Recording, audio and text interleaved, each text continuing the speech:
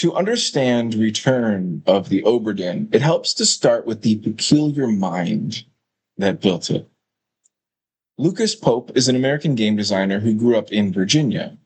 And before he became one of the most admired solo developers in the medium, he worked as a tools programmer at Naughty Dog. There he built menus, save systems, level layout utilities, and localization and shader tools across the Uncharted series. Hired part-way through Uncharted Drake's Fortune and staying through Uncharted 2, Among Thieves, before declining to continue onto the third game so he could chase his own experiments. He left the studio around 2010, relocated to Japan, and settled down with his wife, also a game designer, and their 2 children. He self-publishes under the studio name 3909. And on his games, he does essentially everything himself, from the programming to the art, the design, the writing, and the music. Pope's design philosophy is best understood as a love affair with limitation. He has said plainly that a project without a problem in it does not interest him. And it's precisely the restriction, the constraint, the thing that a big AAA studio would never bother with, that sparks his attention. His breakthrough game, 2013's Papers, Please, grew out of the deceptively small realization that simply moving documents around on a desk could be made into a compelling play.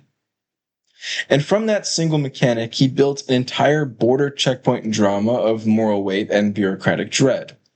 It became both a critical landmark and a genuine financial success.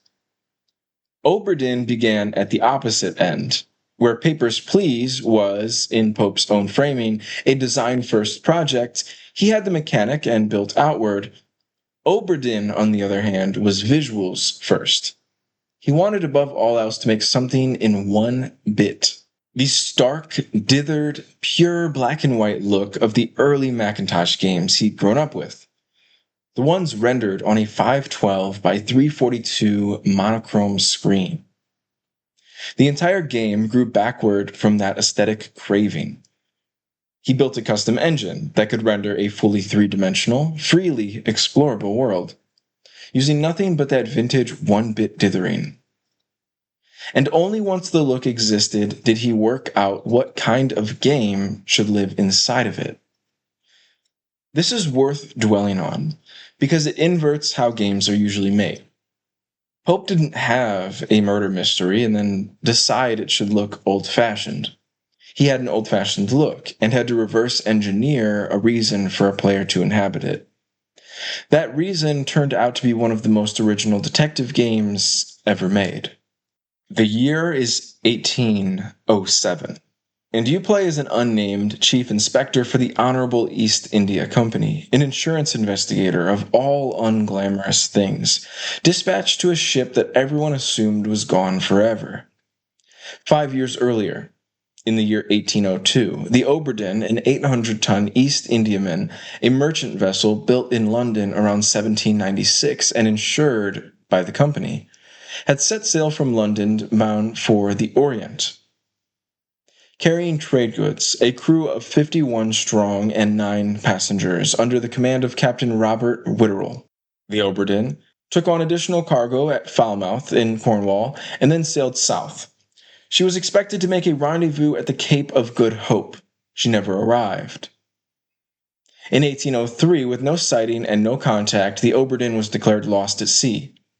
Then, in the early hours of a morning in October 1807, she drifted back to port at Falmouth. Sails damaged, hull battered, and not one living soul aboard. Every one of the 60 people who had sailed on her was dead or missing. The company, facing an enormous insurance question and a genuine mystery, sends you aboard to determine what happened to all of it, to give each a name, and to record for each either a cause of death or, if they yet might live, a probable fate. You are not entirely without help. The ship's surgeon, Henry Evans, who evidently served and was living in Morocco, has mailed the company 2 things. The first is a logbook containing the crew roster, sketched portraits of everyone who sailed, and a plan of the ship's decks. The second is far stranger, a pocket watch, called the Memento Mortem. accompanied by a note from Evans explaining that failing health has left him unable to complete the book himself, and that he leaves the discovery of the ship's fate in your hands. The genius of Obra Dinn is that the investigation turns you into a coroner, a genealogist, and a logician all at once, and it does so through one elegant mechanic, the Memento Mortem. When used on a corpse, or even on the skeletal remains of one, first plays you the audio of the final seconds before that person died, a snatch of conversation, a shout, a gunshot. Then it drops you into a frozen tableau of the exact instant of death, rendered in 3 dimensions and fully explorable. Time stops. You can walk through the scene, circle the figures, look at who is holding what, who is standing where, who is falling, who is firing. You study faces. You study clothing, posture, position. Crucially, the mechanic recurses. If, within one frozen death scene, you can see another corpse, you can use the watch again on that body to descend into its moment of death, chaining backward and outward through the tragedy, one death opening onto the next. This is how a single skeleton on the main deck eventually unspools into the fate of the entire ship. Your job in each scene is twofold. Identify who died and determine how. The logbook fills in the basic scaffolding automatically, but you must supply each victim's name and a cause of death chosen from a fixed catalog of possibilities. Some deaths, sensibly, accept more than one valid answer. For instance, a man who is both stabbed and thrown overboard admits some interpretation. Nobody hands you the identities. You must deduce them, the way you'd solve a logic grid. A sailor's accent heard in the death audio narrows his nationality. The crew roster lists who's from where. A man's uniform marks his rank. The roster lists who held it. Who stands beside whom, who gives orders to who is described in the passenger manifest as traveling with whom. Every one of these is a thread, and the game is confident enough in its own construction to expect you to braid them together through inference rather than luck. And, to keep you honest and discourage brute forcing, the game will only confirm your answers once you have 3 correct fates locked in at once. Get a trio right and the book seals them with a satisfying finality. Get them wrong and it tells you only that something among them is off, not what. Note, at the very end, this validation shifts to sets of 2. So, of the 60 souls, 58 are deducible through investigation alone. The final 2 require something the inspector doesn't yet have, and getting them is bound up with the ending itself. The story is told wildly out of order. You experience it as a scatter of death moments, but it resolves into 10 chapters, each triggered by a catalyst event, reassembled into chronological sequence. This is what befell the Obra Dinn. It is worth saying clearly up front, this is a story with mermaids, a kraken, and a chest of magical shells in it. These are not fan inventions or my own embellishments. They are the literal canonical events of the game corroborated across plot points. Among the passengers were Captain Witterell's wife, Abigail, an Italian musician, Nunzio Pasqua, a wealthy English woman, Jane Bird, and most fatefully a party of Formosan nobles and their guards, traveling with an exquisite locked chest. The dying begins before the ship even leaves European waters. At Falmouth, as cargo is loaded under the supervision of the Danish seaman Lars Lind, a rope gives way and a pallet of freight drops. It crushes a seaman, Samuel Peters. Unseen by anyone, a stowaway hiding inside a barrel on the same pallet is killed by the same fall as well. 2 dead and the voyage has barely started. As the ship works south past the coast of Portugal, 2 Indian seamen, Solomon Syed and Renfred Raju, fall ill overnight with a fatal lung disease and die. The surgeon, Henry Evans, examines them but cannot identify the illness beyond ruling out consumption. It is grim, ordinary, maritime death, disease in the dark. This is where the ship's fate curdles from misfortune into something darker. Near the Canary Islands, the second mate, Edward Nichols, breaks into the room holding the Formosan's chest, intent on stealing it. The musician, Nunzio Pasqua, catches him in the act, and Nichols stabs Pasqua to death to silence him. To cover the murder, Nichols frames one of the Formosan guards, and Captain Witterell, bound by rigid company regulation and unable to see through the deception, has the innocent guard executed by firing squad over the Formosan's protests. Nichols is not finished. He gathers a party of defectors, and together they steal the chest outright, abduct the Formosan nobles, and make off from the ship in 2 small boats. Rowing for the Canaries, a crewman who tries to stop them is shot. Out on the open water, the defectors' greed meets something older and hungrier than they are. 3 mermaids rise and attack the boats, slaughtering most of the party.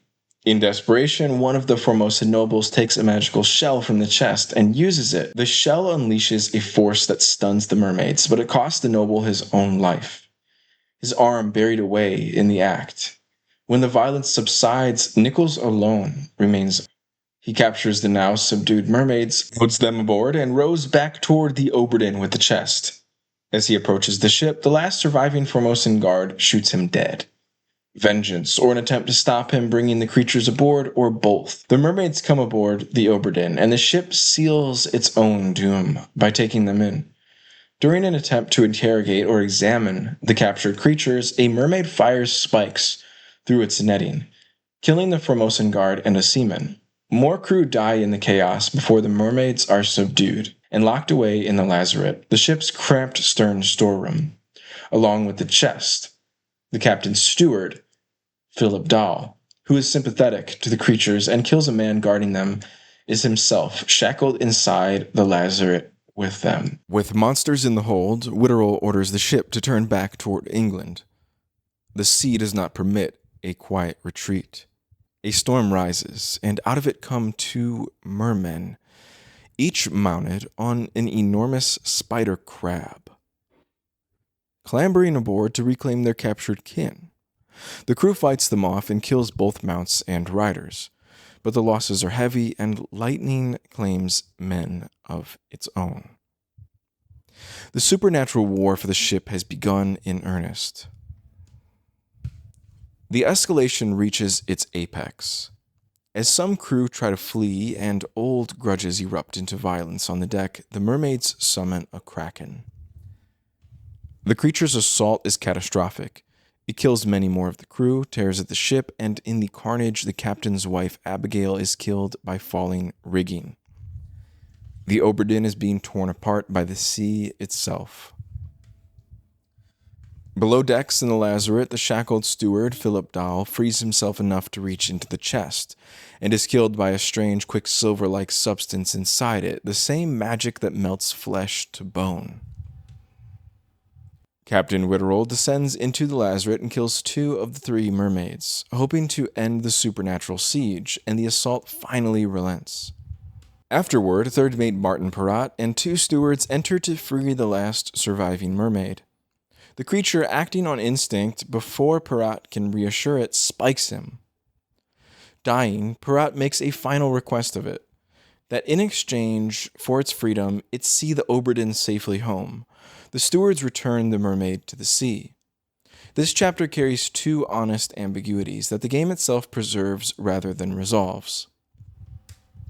Whether Witterell truly threw the remaining magical seashells overboard, as he later claims, is not definitively shown, and the game frames this whole negotiated bargain as something that will remain partly unknowable. This chapter carries 2 honest ambiguities that the game itself preserves rather than resolves. Whether Witterell truly threw the remaining magical shells overboard, as he later claims, is not definitively shown, and the game frames this whole negotiated bargain as something that will remain partly unknowable. Evan's own note acknowledges that the full truth of what happened here cannot be completely recovered. I leave both open here for the same reason the game does. Inventing certainty would betray the very thing that makes the mystery honest. There is one more detail from this stretch that matters enormously later. The surgeon Evans, unable to enter the locked lazaret himself, but needing a record of what happened inside of it, ties his pet monkey to a rope, sends it into the sealed room, and shoots it, then retrieves its body by the rope and keeps its paw. He does this, it becomes clear, anticipating that the company would one day send an investigator with the Memento Mortem, who could use the paw as a foothold into the one room otherwise beyond reach. With the ship crippled and cursed, Evans chooses to abandon her. He departs in the last boat along with 3 others, among them the passenger Jane Bird, making for the coast of Africa. Their escape is not clean. A scuffle with a Russian crewman leaves another steward dead before the deserter is shot, But Evans, Bird, and their small party get away, and their survival is why any of this is knowable at all.